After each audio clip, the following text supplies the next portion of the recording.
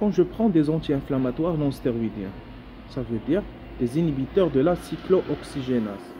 Si je vais inhiber la cyclooxygénase, ça veut dire que je vais inhiber la production de prostaglandines inflammatoires à titre d'exemple.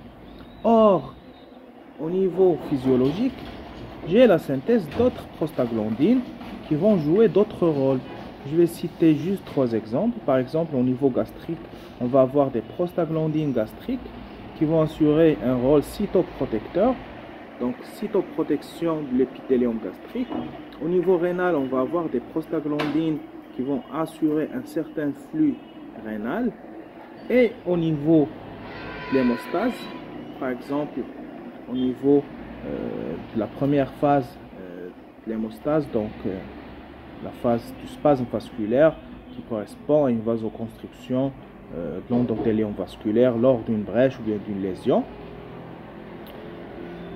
Ça permet la synthèse des thromboxanes. Et les thromboxanes, c'est un facteur d'adhésion plaquettaire.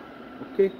Donc si j'inhibe la production de prostaglandine, je vais éliminer l'effet protecteur au niveau gastrique, je vais diminuer le débit rénal, donc automatiquement je vais diminuer la filtration urinaire, et troisièmement je vais empêcher la coagulation, donc l'hémostase, donc je vais avoir un effet anticoagulateur, et ça c'est pas bien.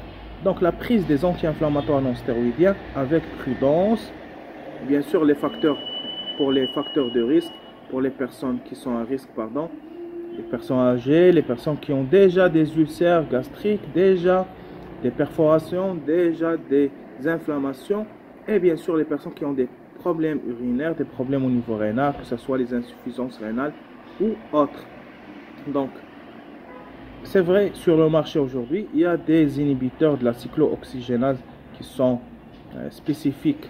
On parle d'inhibiteurs de la cyclooxygénase 2, qui n'a pas d'effet antiplaquettaire, mais à dose usuelle. Donc si je vais augmenter la dose de ces anti-inflammatoires non stéroïdiens qui inhibent la cyclooxygénase 2, je vais avoir également l'effet antiplaquettaire.